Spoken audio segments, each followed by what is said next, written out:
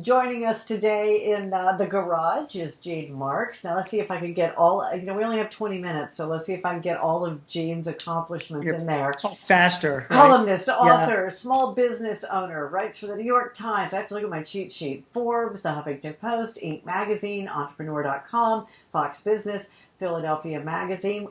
I guess the first question I have to ask is, what do you do in your spare I time? know. I watch a lot of Walking Dead and Game of Thrones. Game of Thrones. I knew we were meant to be, Gene. There Yeah, you go. Jon Snow is back. Just keep an eye on him. Don't do that. You may have given it away.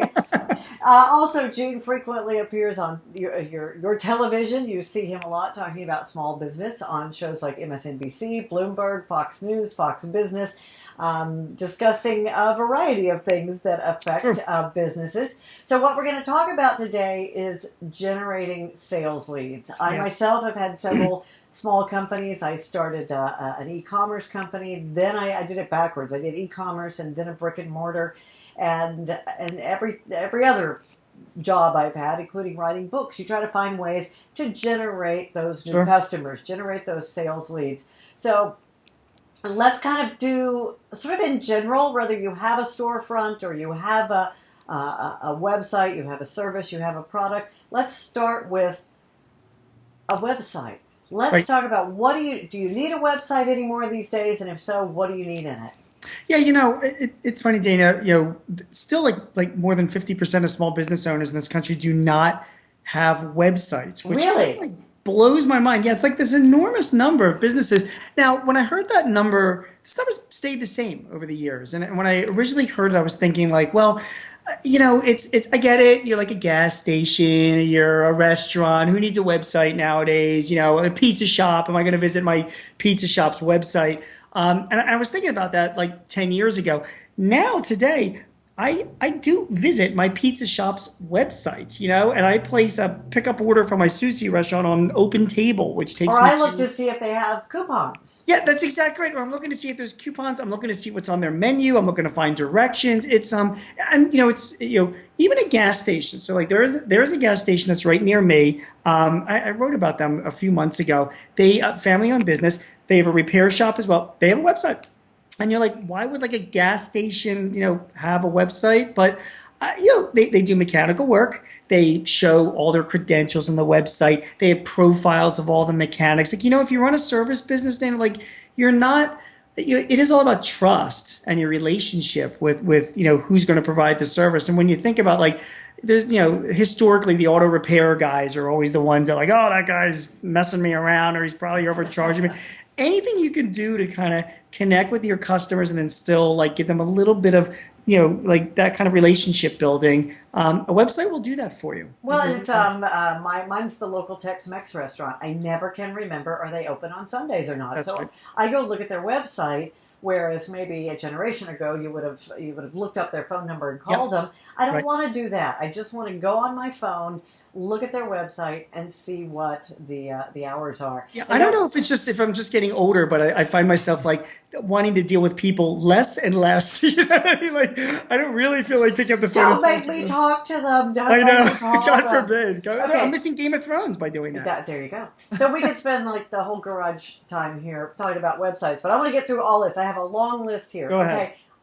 Okay, this would be like one of the first times I'm announcing this to the world is I'm not going to send out the daily tip via email newsletter Oh my God. every morning anymore.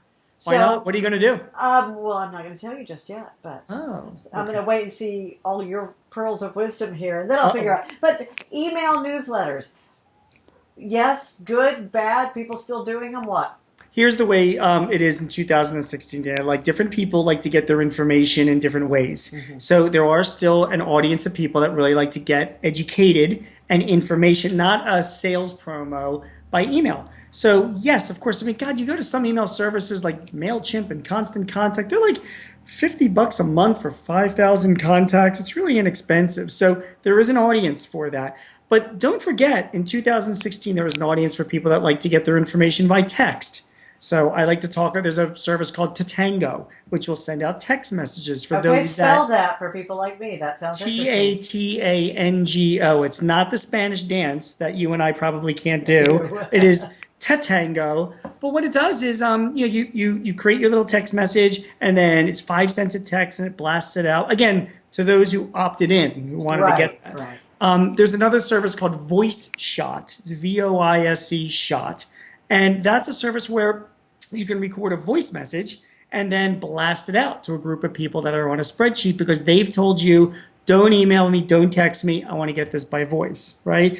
There are other services like Vistaprint and Printplace, which will send out postcards because some people may say to you, you have to segment your audience, segment your leads and your customers, and make sure they're being delivered the information the way they want to get it. And then, of course, there's social media, which is it's another conversation. Well, what about, because I'm always telling people that you've got to deliver information the way people want to do it, Right. the way they want to consume it, not the way Right. you want to do it.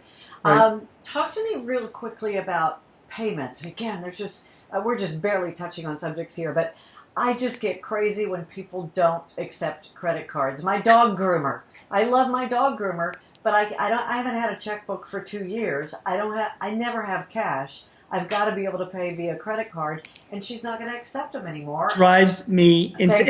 Thank And in this time of Venmo, for example, or even PayPal. And by the way, PayPal owns Venmo. That's how my kids, they transact $2 a piece with their friends in college, right? Mm-hmm. It's all Venmo and it's transactions like that. It is, you are killing your business if you are not accepting credit cards. We have an Italian restaurant in South Philly. There are lots of the restaurants, great restaurants.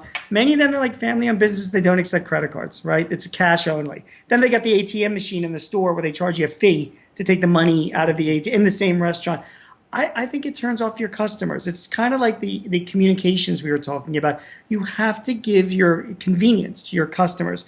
People don't carry around cash. They want to pay by credit card. And soon, very soon, most of us will be paying almost entirely with our mobile devices or smartphones. Well, and it's so easy. You've got Square, you've got Venmo. I have property at the University of Texas, so my Right. renters pay. They're like 12, whatever, however old they are. They pay me by Venmo. I do Right. that way. And if I can just say that, and they always give two reasons a business owner for not accepting payment. Number one is, we don't want to pay the fees, the transaction fees.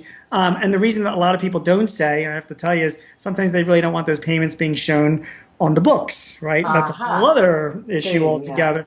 But the fee question alone is like, I don't get it, man. So like, okay, you're saving on fees. So are you really passing down that savings to your customers? Probably not. So you're just inconveniencing your customers. Well, the dog groomer just lost me. I've got to go Right. find another groomer that will take credit cards because life is busy enough without me having to go track down a check. So or she cash. saved $2 in fees, and then she lost a lifetime customer because of it. It just doesn't make sense. So, all right, let's see. Moving on to the next one. Writing a blog, or as I like to say, spewing out content. Blogs, videos. Talk to me about content.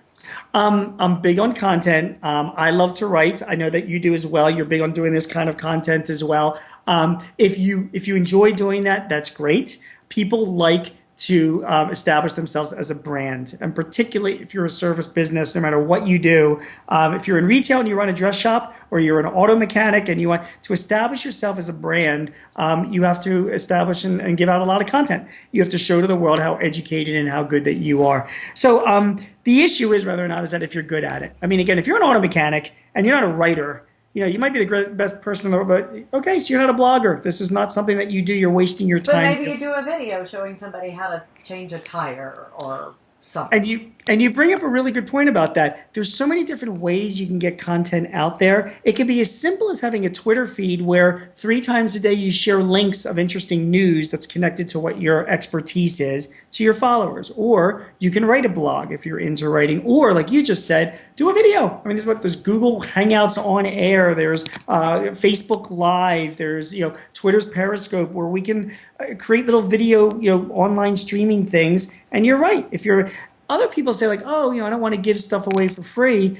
You got to give stuff away for free. You got to give it away. You got to show people. Right. And I do a little thing where we give away laptops to students in need, and we were doing that today, and it was so much fun because it was the first time I've been one of the Facebook beta testers for their live video. For their live, oh great. And so we were showing the kids' reactions when they realized they were getting laptops today live.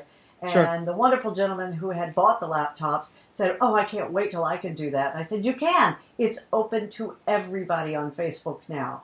It's Just amazing. look for that Don't little you live think, video. if you're one of the beta testers for Facebook Live, I mean, it's a fantastic Oh, it's service, isn't great. it? It's Yeah, it great. really It's is. wonderful. And so many of our viewers have such a presence on Facebook. This whole conversation is about getting leads. If you're getting leads from Facebook, I'm telling you right now, we're all going video, you know? So you have Hmm. to have a plan for using Facebook Live. It's going to be very, very important to your business over the next couple of years. And people love video. You also touched on Yep. social media, so let's talk about that. Expand that a little bit. I'm very prolific on Facebook, Twitter, and LinkedIn. Those are my three, but especially Good. Twitter and Facebook, but in different ways. I hate it when people have them tied together because I feel like it's completely different audiences, Okay, right? you are right. You are correct. LinkedIn is more sort of a professional audience. Facebook is kind of consumers and businesses that are out there. Twitter is, well, whoever's on Twitter. I mean, it really It's Beyonce. news. It's news. Yeah, that's right. So you are absolutely right. They are different audiences. Do you do all of your social media yourself? Like, are you tweeting away all day, or do you have help doing I it? do it myself. Sometimes I use Hootsuite, Okay. but I make sure anything. And for those who don't know what Hootsuite is, you could pre-program your social media. Right. Anything I pre-program, this comes from my old radio days. I make sure that it's nothing that could even remotely be controversial because in case something happens, Yeah, never know. in radio, as soon as there was an airline accident, we used to go pull all the airline commercials. You just pulled them Right. all for a Of week. course. You just didn't do it. And you can really, especially if you're tweeting for a company, you can really find yourself. The perfect example is, I think it was the NRA one morning said, "Hey shooters, what are we going to shoot today?" And it was the morning after Aurora. Oh gosh. And somebody had that pre-program. Just be careful with that stuff. You can only give automation so much that Yeah. you have to keep a close eye on it. My advice, and I've seen this work for clients as well, because the biggest complaint I hear about social media is that I don't have the time to do it. I'm running a business here, and I can't be spending my day tweeting and blogging and putting stuff on Facebook and putting stuff on LinkedIn. And I totally get that. So there's nothing wrong with getting help. As long as you're in control of the content itself, you get Right. help. So I've had a few clients that they hire college kids. I mean, nowadays, you get a kid, look, your local college, a junior in marketing, a senior marketing major, you get them real cheap, right? I mean, if you're in Houston or Philly, I mean, maybe it's $8 or $10 And an it's a hour. great learning opportunity for them, It's and a it frees you resume up. builder. It's fantastic. If you're in San Francisco, it's probably $67 an hour. But we just happen to be lucky where we live. But it is a resume builder. The kids really like it. They now in this cloud-based social media world, they can be anywhere. They just don't. They can. It's not like they have to sit in an office and be doing this. And what you do is you have a relationship with a student for 10 hours a week. You say, listen, here's every Monday, here's what I want you to be tweeting out during the week. Let me know what responses you're getting. Have a plan. As long as you've got somebody engaging on your behalf and you're keeping a close eye on them, that's worked for quite a lot of my clients. So don't be afraid to hire somebody. It's not verboten. It's just keep an eye on them. And it's a great way to make your teenagers earn their keep in your household. It does. Yeah, it tells you a lot. I mean, it really does. Although I'm not sure I would ever turn my social media over to my 20-year-old. Not happening. I've already blocked my college age students as well. I don't even want them on my Twitter feed at all. There's too many things that can happen. Too many bad things. Okay, what about search engines? You've got maps, you've got reviews. I know my local window cleaner guys are always saying, please put a review on Google. Please put a review on Google. Is it really that important? Yeah, it's really important. So some great sites. I mean, Angie's List is very well known. You pay to be part of that. Thumbtack, I've been hearing more and more from clients. It's a similar service providers on Angie's List. You list your business there as a profile, and then people, leads when people are looking for the services that you provide. Then, of course, there's Yelp, there's Foursquare, and then there is Google. These are all sites that people are going to review. And honestly, isn't it common sense? I mean, when I look at, I go to, try out a new restaurant, you're on Yelp, you're always looking at what those reviews are. If you are going to invest, it gets back to having somebody that's keeping an eye on things. So again, it might be that college kid. If people are giving you a bad review, and I don't know if you know this, Dana, or not, but on the internet, sometimes there are mean people. I don't know if you're aware of this or not. Oh my, Can no. you believe that? Don't tell me. Who would have thought? So Yeah. one guy gets a glass of water with not enough ice, and then he's sitting there and he's dumping all over you on Yelp. Whatever Yes, you're but gonna if have. you've got 18 reviews that say that, then you probably have a problem. That's exactly right. But hopefully you don't. And you can't take it personally, but you need to respond to it professionally and say, thank you for your input. Never getting any kind of fights or wars online. But services like Yelp, Foursquare, again, Google reviews are fantastic. Angie's List, Thumbtack. I mean, these are places where people are going to look for those providers and also to look for information. If you're a merchant, you're in retail, you're a service provider, really important that you're on there. Less so if you're a B2B service. But I'm finding more and more B2B services. Here's another thing. YP, it's like YP.com used to be Yellow Pages. They've got like millions of views on there. Who knew? And they're like this growing online presence for contractors and service providers and Wow, I B2B think I checked companies. that one out. And people can put reviews on there as well. It's like they're from the ashes of the Yellow Book days. They've created like an incredibly growing No, they're business. still leaving them on my front They door. are. They really. Well, let me carry that to the recycler. Thank Well, you I'm so only much. 5'5", so I put it underneath my drive, so it's just helpful. Well, and it is interesting the people that do encourage their customers to leave reviews, and then they never read them. I know. Why is that? You think to yourself, like, geez, if people are giving you good feedback, you want to get that good feedback, respond to that as well as the bad. Those services themselves can be really good. And by the way, we talked to, maybe we'll get to this shortly, but you talk about online advertising as well. That like Yelp provides, you can have promoted listings on Yelp. And people go to Yelp, and like if I'm looking for a restaurant in Philly near me or whatever, I see the top ones are promoted on the top of the list. It does draw my eyeballs, and that could be a source for you to spend, advertising money. One other thing I'll recommend to you as well, Dayna, is you talk about SEO in your website. So a big thing this year is called retargeting and remarketing. So there are some really interesting services that do that. One is called AdRoll. And what they do is, let me give you an example. You know how you go to Expedia and you book a flight from Houston to Chicago, and then like a week later, you're on a completely different site. You're on CNN.com, and you're getting ads for like restaurants in Chicago, and you're like, how do they know I'm going to show? What is so they use remarketing services, and again, AdRoll is one of the companies that do this. Very inexpensive to do, but when you sign up for that service, whenever anybody visits your website, their punishment for visiting your website is that targeted marketing. it downloads a cookie to their Wow. computer, and then you can then buy ads on all these different popular places so that when that person, they're being tracked now, so when they wind up on different sites that you purchase an ad, you can deliver specific ads to that person to get them back to your site again. And it's a huge trend this year, something to look into. What about Facebook ads?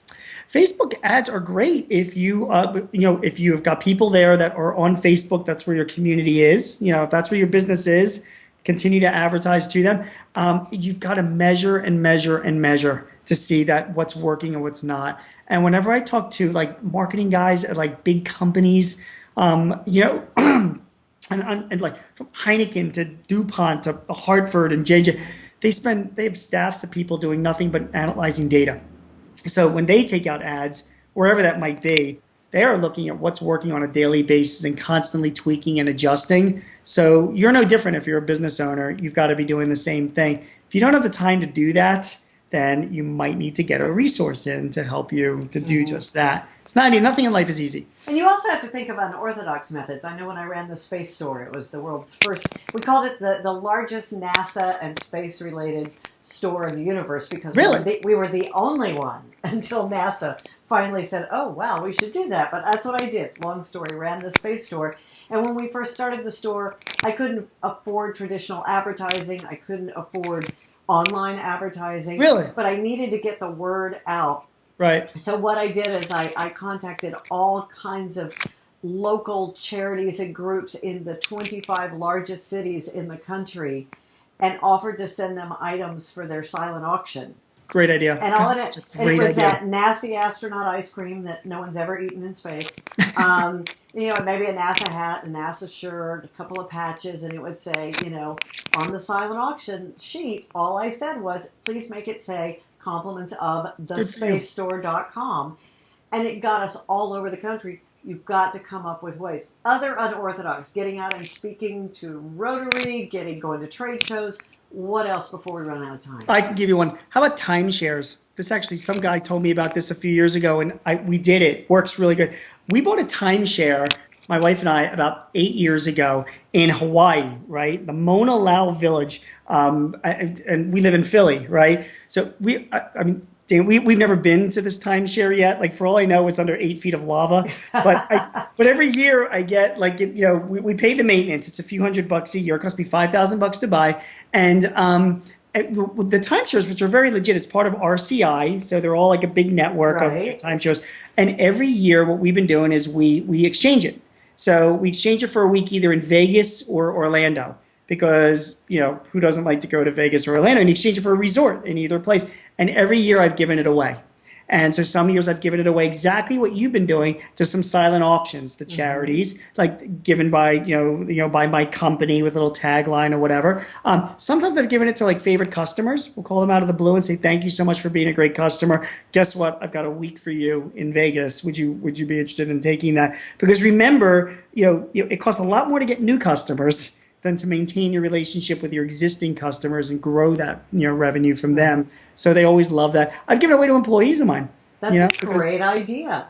So it's cost, and so, I'm told someday we're going to visit that timeshare before I die. But if we don't, we can still sell it at some point and maybe get the money back. It's been a great investment.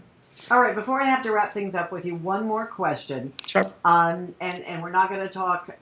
We're not talking politics or candidates, but as the Yoda of small business that you are, oh great Gene Marks, what do you look at business wise in any election season, but particularly in this crazy election season? What are you looking at as a successful small business owner? Right. So, and I'm glad you couched it in this way, because there's a lot of decisions going into a presidential candidate that's not essentially business related. So this is just one part of that decision. But there are a few things. Taxes. Analyzing where Mrs. Clinton's tax plan is and Donald Trump's tax plan is, very important to compare that. And I know that Bernie's neither of them are giving a very good example of how they're going to pay for whatever cuts they're proposing, but you need to see how that's going to pay. It's the biggest line item on your P&L is your taxes, so it's a very, very important thing to see what the candidate's going to do. What their plan is for their budget, and how they're going to either grow the economy or also pay down the national debt, which weighs very heavy on a lot of business owners' minds.